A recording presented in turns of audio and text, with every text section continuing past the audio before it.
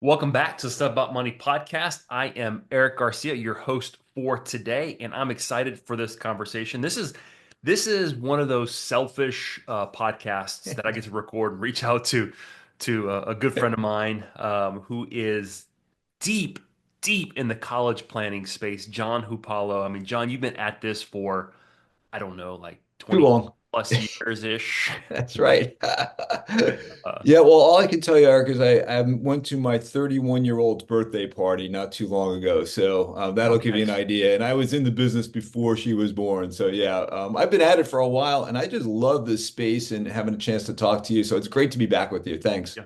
Every year, we were actually joking before we hit record. Every year, right around this time, we seem to record. This is the third time I think that we've recorded together. So you're definitely a friend of the show. But we always meet this time of year because something happens every year around this time of year, and that's FAFSA opens up, right? And I've got one in college. I got a senior who is prepping for college. So this time of year rolls around and it triggers me, and I'm like, oh my gosh, I need to have a conversation with John. This is helpful stuff that I know that my listeners would benefit from. So here we are. We're recording. You ready?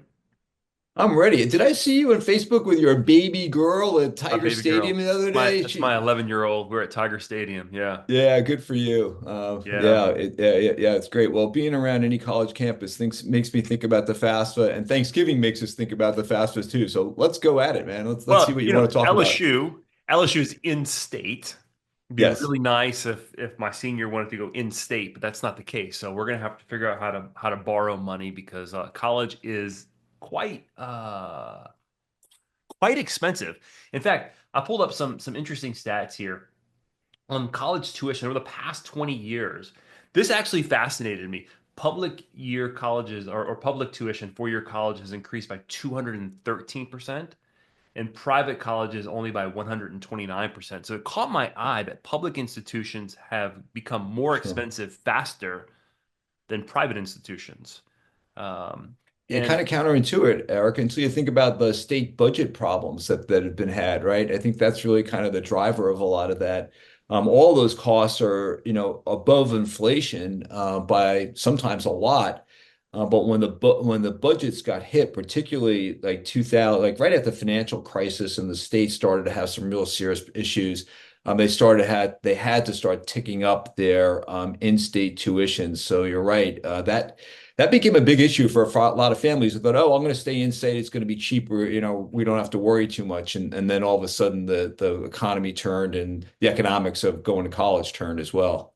yeah, since the 21st century, it's 6.8% inflation on the cost of college tuition. So it's about three times the rate or the average rate of just regular inflation. So it is certainly more expensive. But there's ways to pay for college. We've talked about, you save. I know one thing you love to talk about is every dollar you save is one less dollar you have to borrow. Um, Saving a dollar today is better than borrowing one tomorrow. We yeah, actually registered trademark that. We love that. That's yeah, right. Savings is one. But the reality is, and you talked about the numbers a second ago, not many people can save it all, right? It's just too big. So it used to be like 20 or 30 years ago. It's like, well, if I'm either going to save for college or I'm going to borrow for college or I'm going to like raise the athlete of the year. So this way they can win the financial aid lottery and they're going to get the full ride, which by the way, nobody really gets. Like 1% of the athletes get like a ride, right? So, but the thing that we like to talk about, and you and I've talked about in the past, is this idea of understanding the full circumstance and what's the right answer for the family based on their unique circumstances. And we can talk about that, but yeah. it's really it's a very personal decision in every way, emotionally, financially, in every way. Yeah, a couple of things. You talked about um, saving for college, and it's family dependent. I'm in New Orleans. A lot of families send their kids to private schools down here. Private schools are 10 to 15,000 a year. And a lot of conversations I have with clients, especially from this area, is they want to save for college, but they're paying these expensive tuitions, sometimes for multiple kids, and they're underfunded for retirement. Right. So a lot of my conversation is, hey, look, I know you want to fund college for your kid, but there's no such thing as a retirement loan. There are such things as student loans. So let's think about priorities and what's important. Not that if you don't save for college, it doesn't mean your kid's not going to go, it doesn't mean your kid's going to go uneducated. There are some alternatives, and what we're going to talk about today specifically is federal loans in the FAFSA form. But before we Great. jump into that, what talk to us a little bit about, because I just got through completing the CSS profile Oh boy. and almost done. By the time people listen to this, we will have completed the FAFSA for my middle child. What's the difference between the CSS profile and the FAFSA, and why is the CSS profile so much more complicated? Yeah, great question right at the start. So I'm going to go in reverse order. Let's start with the FAFSA form because the FAFSA acronym is free application for federal student aid, right? And so there are a lot of really great things right just in the acronym. First, it's free, and it's for federal student aid. And it's a little bit of a misnomer there, Eric, because it's for federal student aid. It's the form, when you go through the end of it, you get a number, and that number is called the student aid index. And what the student aid index tells you is the relative eligibility that student has for federal student aid. And the federal student aid, and we can go into this more detail, but it's basically grants, Pell Grants for many students, work study eligibility, and then for federal student loans, whether you get a subsidized or unsubsidized loan. So that FAFSA form is really critical. Federal student aid, but also some other parties use it, like state governments for some of their awards, and also some scholarships providers. So at the top of the order, FAFSA, and I think that all families should complete the FAFSA if their child's going to go on to post-secondary education. Actually, Louisiana, you probably know this, maybe your listeners know, but Louisiana was the first state back in 2017, 2018 to require the FAFSA for high school graduation. There are kind of some opt-outs there. So, a lot of families say, well, why should I bother doing this? Well, if you live in Louisiana, if you want your kid to get a diploma, it's good to fill out the FAFSA form. So we can talk a little bit more about that, but I thought Louisiana in particular is very progressive in that idea, saying we want kids to get to college. We want them to get as much aid as they can. We're going to incent them, if you will. Maybe it's a stick rather than a carrot, but we're going to say, look, if you want to get you're a graduate, you want to get your diploma, fill out the FAFSA form. So that's the FAFSA form. Let's go to the other form that you talked about, the CSS profile. That's put out by the College Board, and that's used mostly it's about 250 or thereabout number of colleges, mostly select schools or highly selective schools, private schools. There are a few state schools that ask for it. But that is a real serious, I'm going to say serious from the perspective of in-depth discussion of your financial. You did it, right? So you can. There are certain doctors that most people don't like to go to, and they sometimes have that comparison, like going to see that kind of a doctor where they're really getting in there. And the CSS profile. The reason they get in there, by the way, Eric, is that the school is looking for a way to really understand how they're going to parse out that aid very finely, right? And so they want to know. It's good that you're telling the federal government through the FAFSA form at a higher level what your income is, what your assets are. But the way you count some of those assets matter a lot, like your home equity value, how many kids you have in school, all kinds of different things. So these private schools got together and said, we need more information than what we're getting from the FAFSA form to actually dole this aid out the way we want to. So the College Board has a methodology, and we'll get into the weeds a little bit here. This is called the institutional methodology. So if your listeners are saying, I've heard this federal methodology institute, what is this?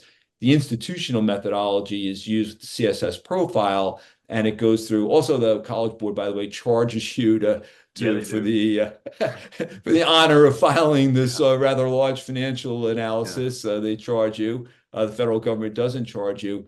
But the end result, after all is said and done, is about the same. Both of these forms are used by someone to determine how much aid they want to give your child to come to their school. That's about what it comes down to. So is it some schools will use the CSS and the others will use the FAFSA, or some schools will use both? Some schools will use Okay. both. Now, last year, during the FAFSA fiasco, and we don't have to talk about the history too much, but some of you probably, and probably some of those who are listening are scarred by that experience last year because the FAFSA was not available in a timely way. There were all kinds of problems with it. And so what happened was some schools just used the CSS profile. And some schools that were not profile schools before, they actually adopted the institutional methodology because they just needed the information to be able to get their award letters out. So there was this sort of trending more toward the profile, and now you're starting to see them, moving back. But all schools require the FAFSA. So it's a question of, or do you also have to file the profile or not? And for again, 250 or so schools, they require the second form, the CSS profile. Now I want to go down one little pull on this one thread here. You said that Yeah. all families should fill out the FAFSA. What if you're high net worth? You know you're not going to get any federal aid. You know your kid's not going to qualify based off of income or assets. Why should a family complete the FAFSA?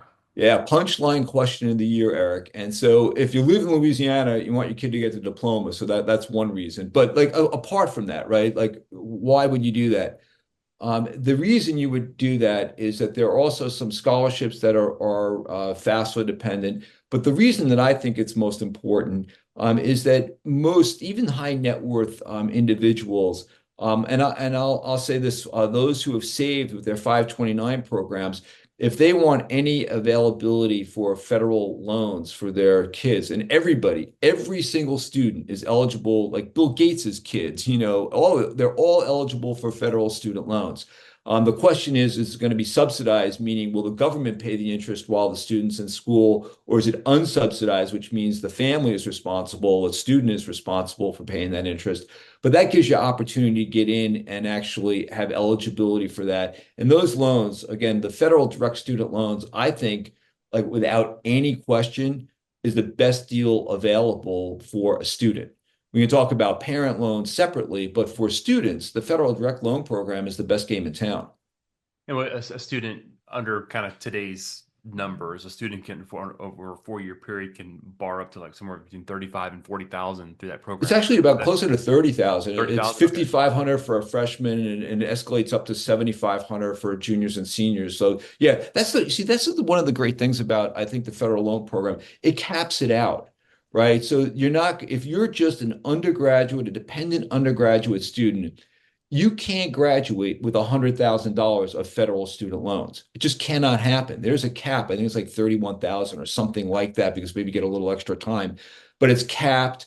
Also, the repayment programs are set up so it's going to be dependent on what the income is coming on the other side. So there's some protection there too. And there are some of those loan forgiveness programs. Now, a lot of your listeners are going to say, well, wait a minute, this has all been taken up by the Supreme Court and there's all kinds, which is all true. But those were loans that were already made. And there's a big discussion. And the Biden administration was very aggressive about trying to have loan forgiveness. So actually, having those loans wiped out for the borrowers. There are all kinds of different ways they were doing that. There are different programs. Some of that has unfortunately gotten caught up in the court systems. But for someone looking today, looking forward, fill out the FAFSA because then you're going to have the best opportunity to get whatever aid it might be, work study, grants, or loans from the government. Gotcha. Okay. Now, I was joking with my friend Matt Morris. He's a couples counselor, family therapist. He's another friend of the show. He's a regular contributor to our podcast. I joked with him that he could create a coaching program where he would sit with families as they complete these applications because they're not easy, and you're talking about money, and there can be um, fights amongst families trying to find data. Where do Yep. I? It's a frustrating process.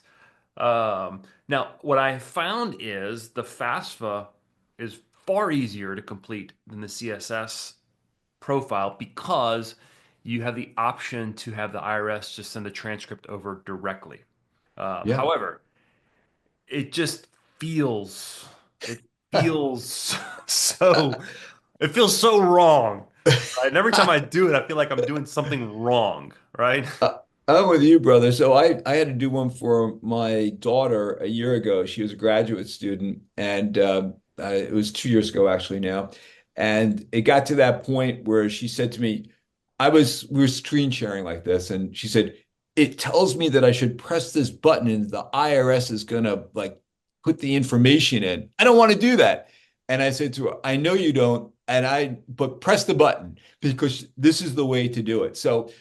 Part of the problem that they had last year, Eric, with the last year's FAFSA and the whole fiasco was around this very issue.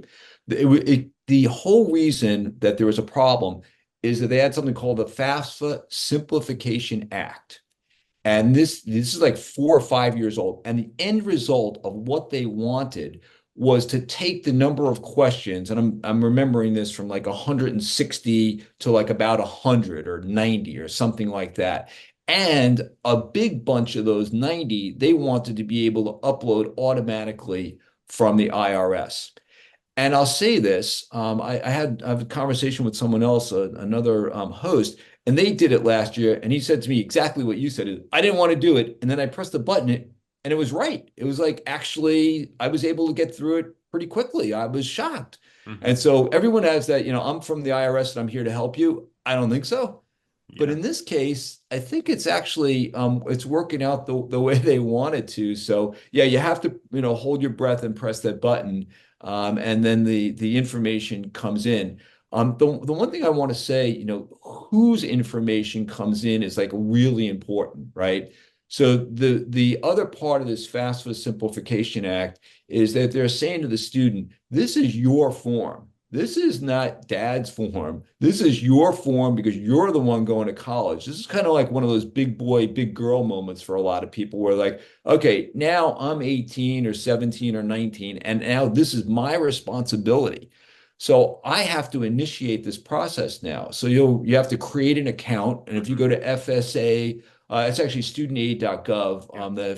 It's actually really simple, right? You go on there and you set up your account. It is. They used to call it the FSA ID. I noticed this year they've now said, create your account. So they're trying to get the jargon out of there too, which I think is really good, right? So a student goes up, they create the account, and then you, Eric, as a parent, you need an account too. So you have to do the same thing. And the good thing is for you, you can use it for your older daughter, your middle daughter, your the third one when they come along. But once you have your ID set up, you use that number for each student, right? So you don't have to go reapply each time. So I think they are trying to simplify the process. They have people now, actually, the two people who are in charge of the whole FAFSA thing at the Department of Education came from the College Board, right? They imported them about 8 months ago and said, this thing is a mess. You need to Yeah. fix this for us. And they're doing it. So I've, so you raise an interesting point about having parents need to have their own their own number. The first time I went through this, I did all the application stuff. I don't even think mm, my wife was involved. And then this year, mm, it seemed all of a sudden that we got stuck on the maybe I did something wrong in the application, and then my mm, wife needed to add an account as well. Do both mm. parents in a situation where both are married, um, filed jointly? Are they both required? Are we getting too much in the weeds here in the process? It's a little in the weeds for me, but I'll say what I know or I think I know is that if you're filing jointly, it should be one. I'm not sure what was else was asked, but I'm going to actually doing another podcast or a webinar actually next week with two experts on this. So I'm Yeah. going to ask them Okay. that question. I'll come back to you with that. That's a great question. Yeah, on that point, if you go to mycollegecorner.com, that's John's site, and there's a wonderful resource of past webinars, and I would imagine future webinars that you'll be doing where people can participate in. But this one in particular that you're referencing, it'll probably have already played by the time people listen, but it's going to be a wealth of resources if you want to get some additional information. Um, the Eric, CSS pro. just I'm Oh, go sorry, ahead. Yeah, just go ahead. before we go, just we were talking about like who contributes. So in the case where you and your wife are together, your family, your daughters, or there you do that. What about though the family that's separated or divorced, right? And so I want to just get this because this is a big, big question for folks. So the way and the nomenclature that's really important is that the student sets up the account and then they need a contributor. So in your case, Erik, you're the contributor to your son or daughter's FAFSA form. So what happens is the student goes up there, they set it up, they start the FAFSA form. They have to have their financial, and now let's talk about this right at the top. The financial information that's required is 2 years prior. So this is the 25-26 school year. So that means we need the financials, your tax records from 2023-24, right? So it's 2 years back. So if the student wasn't working, or if they didn't file taxes, it's all very clear there. They have to do that. And then it says, okay, like who's your contributor? So we need to know who's been financially responsible. When I say we, I mean the Department of Education on the FAFSA form. They want to know who's been actually contributing to the financial well-being of that student, the filer, for the last 12-month period. So this is a little different than it used to be, right? So today it's where that student's economic driver is coming from. What I mean by who's supporting them, Mhm. right? So if you have a situation where the daughter is living with the dad and the mom is the breadwinner of the family and actually supporting the daughter, the contributor in that case would be the mom, right? The separated wife, not the father.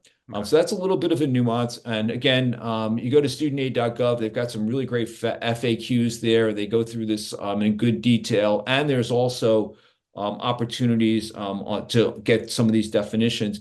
Also, Erik, you mentioned mycollegecorner.com. We have an a financial aid calculator that also does this. And there are little guideposts there. It's from this line on your tax form.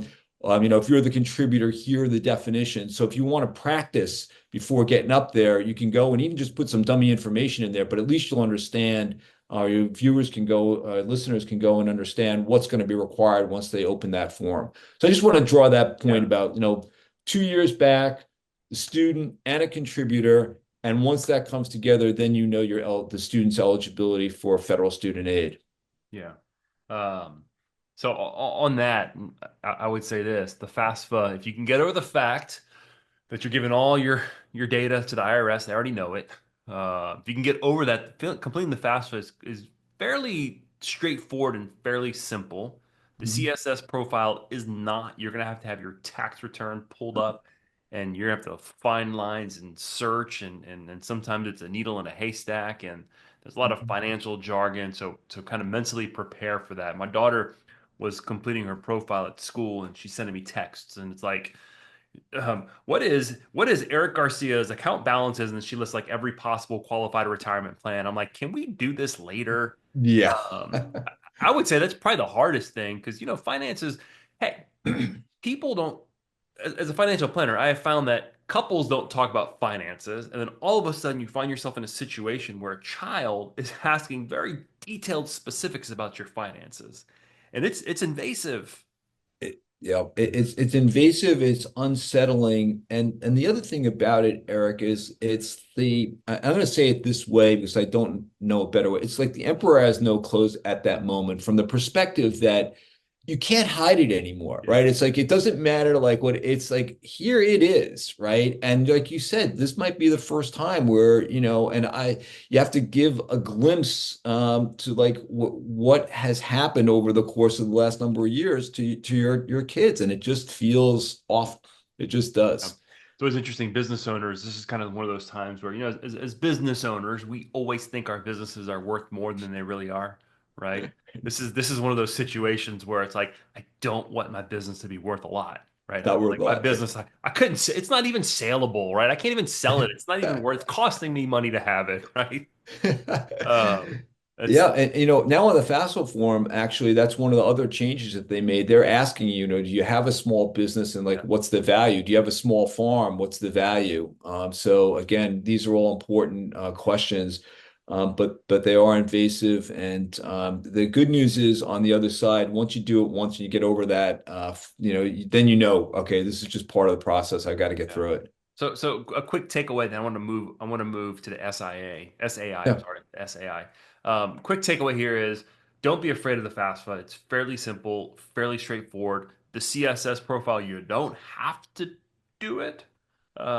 Could be helpful, may not be helpful. but that's the one that you have to mentally and emotionally prepare yourself, and that's the one you might want to have your therapist on the red phone just in case if you're filling it out as a family. That's great. Let's talk about the SAI. Yep. How does that work? And there used to be like this estimated family Expected, yeah, contribution, expected family family contribution. Yeah, contribution very good, number, Eric. which Yep. seemed which made sense, right? It was an actual dollar amount. It made sense. Maybe it made sense, maybe it didn't. But like, here's a number, right? I could wrap my mind around a Right. number. Now we're talking about an index. Indexes Right. oftentimes don't make sense unless you know exactly what they're indexed to. They seem to be a little bit more subjective. So talk us through what is the SAI and what am I hoping for? Yeah. What are you hoping for? We'll get to that at the end. We might need to call your therapist to help Yeah. with that.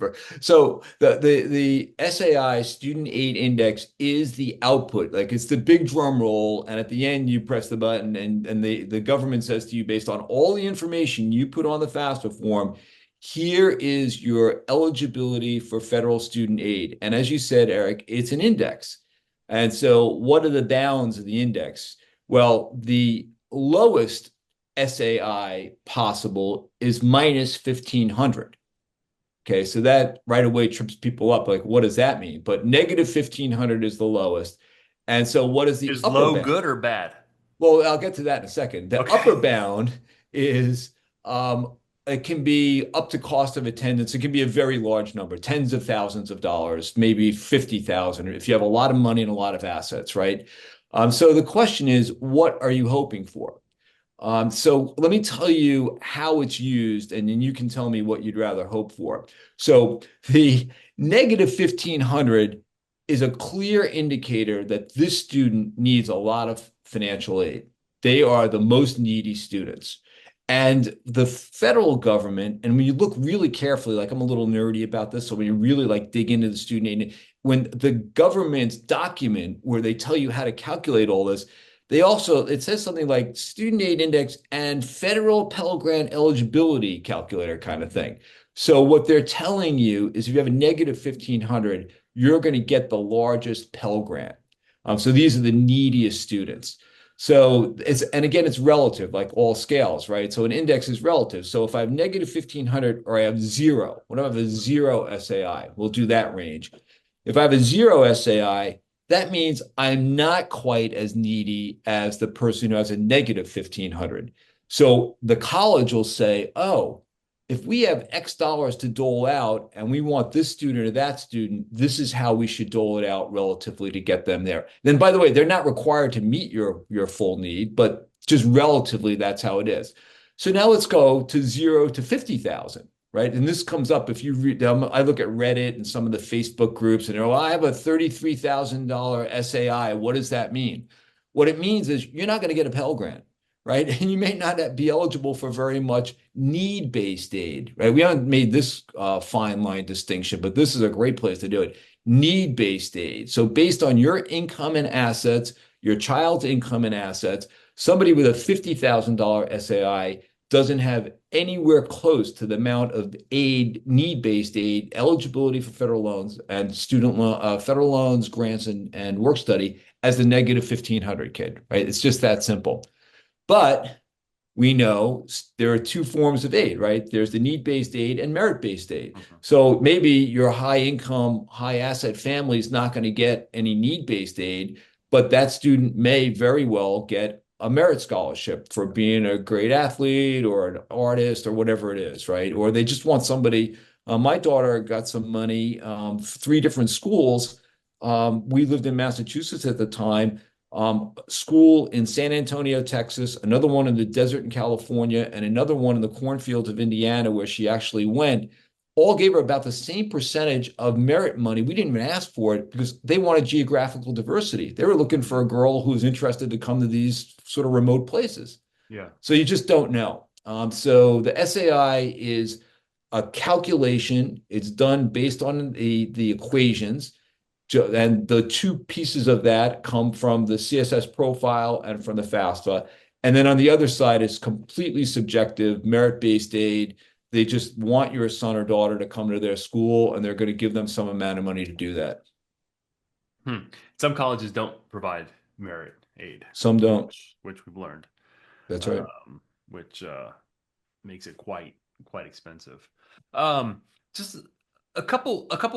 Let's kind of switch gears a little bit, move away Mm. from FAFSA. Actually, before that, talk. You'd mentioned earlier about the direct subsidized unsubsidized federal student loans, and you made reference to parent loans.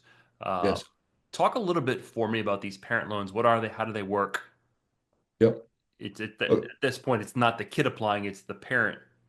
It's the parent. So Okay, I'll give you the facts, and then I have to give it my editorial comment. So the perfect. fact is, the federal government has the loan called the PLUS loan, parent loan for undergraduate students. It turns out some graduate students can use it too, but let's just talk about parents.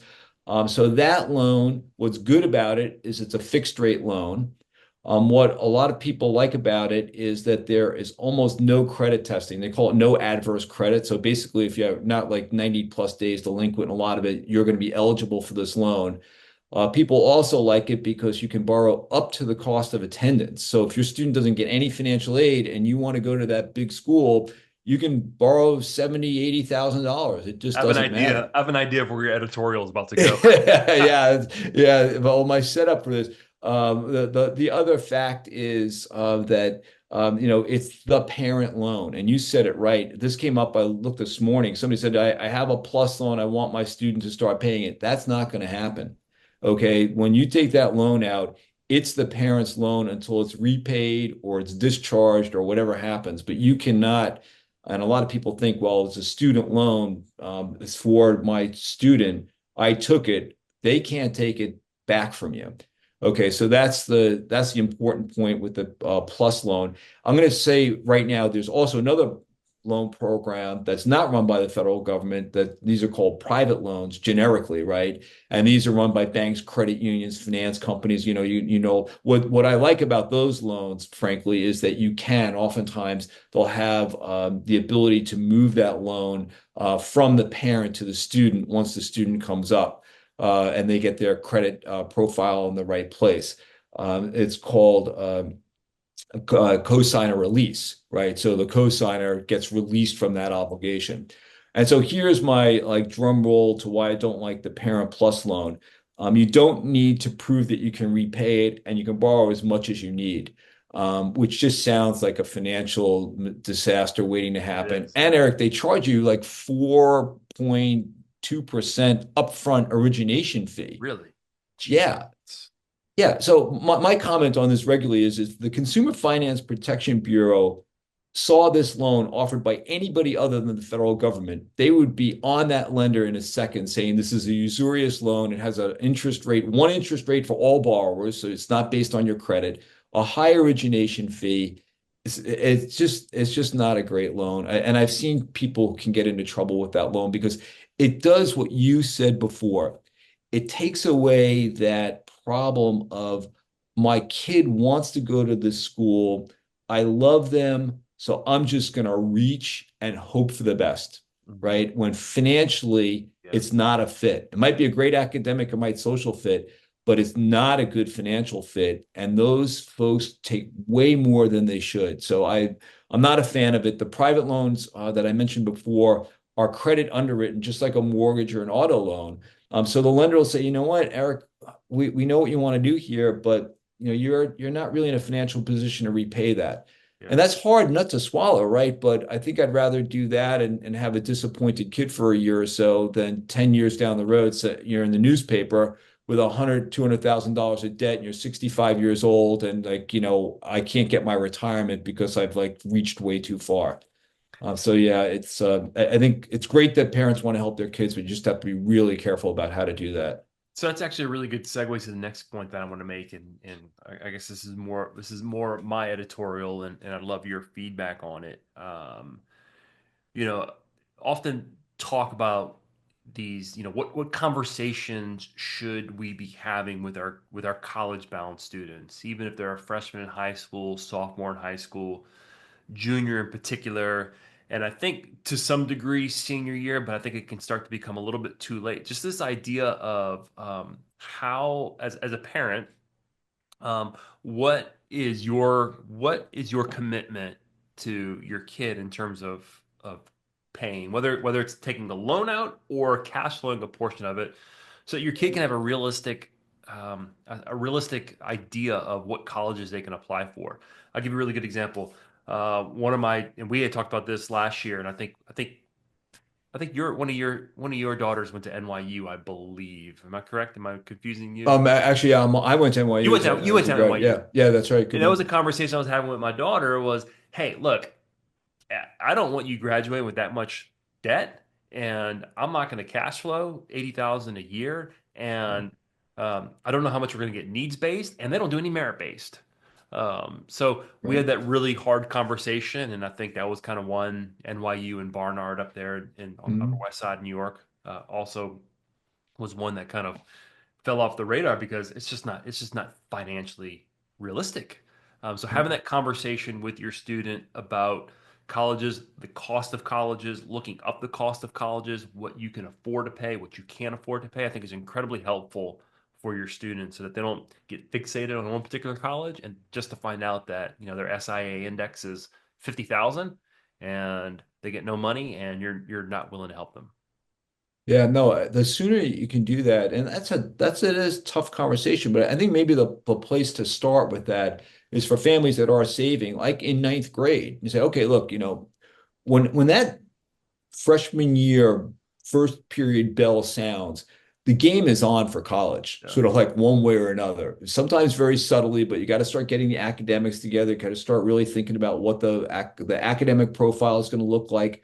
What is the extracurricular, and then like the fit, like financially. And at that point, whether or not you saved. And I say to parents, when you can, that's the time to start saying, relative, we've been able to save $20,000 or 30, whatever, 50, whatever it might be. But that's the point where you say, when we start thinking about college and by high school year, students start to have an idea of what kind of school they want to go to. It's not like they're going to some college search senior year to find a school. Right? There's a lot of chatter really early.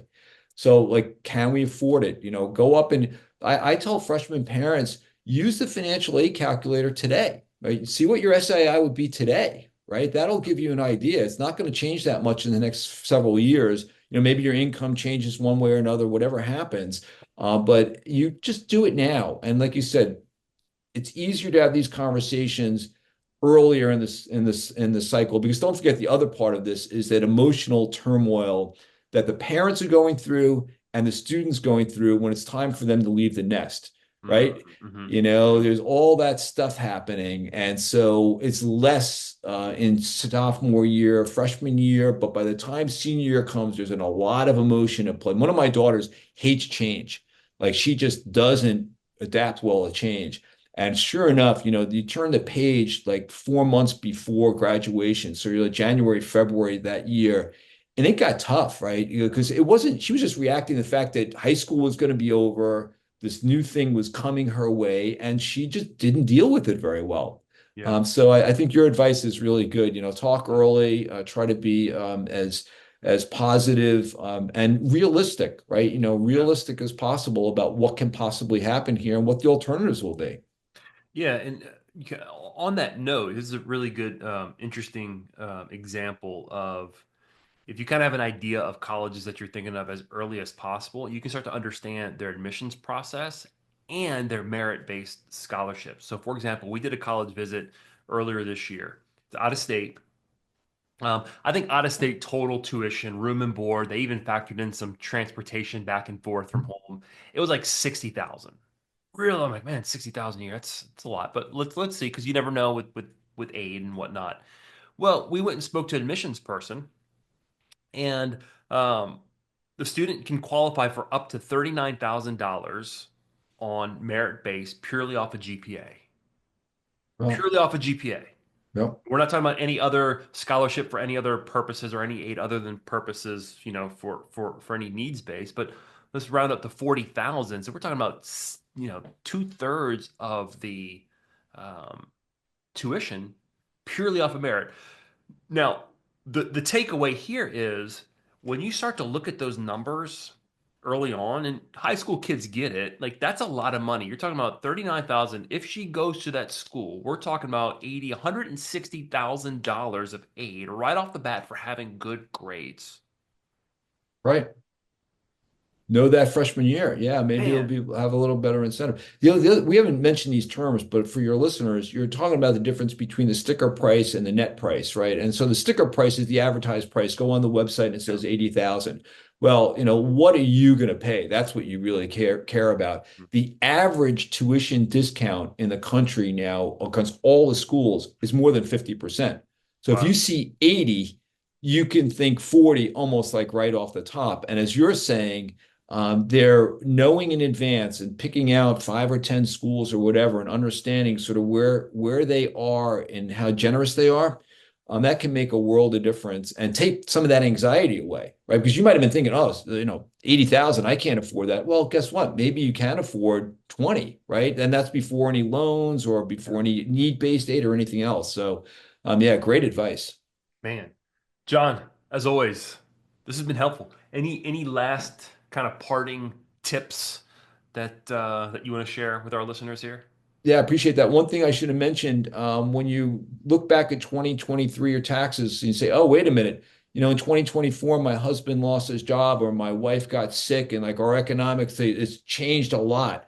Yes, it might have. You still have to use the 2023 tax returns, but contact the financial aid office immediately and let them know because there's something in there called professional judgment where they can go and make changes, right, based on your new economic reality. So, it's you don't negotiate with schools, you appeal and you do fact-based appeals and you say, this is what's happened, my circumstances have changed. Please look at us a little differently. And they'll do that. So thank you for the opportunity to add that little bit. Thank you. John, appreciate it, man. I guess we'll be speaking next Yeah, see you next in a year, November, Eric. right? Thanks again. It's always great to be with you. All right, take care, my friend. Yeah, take care, buddy. Bye.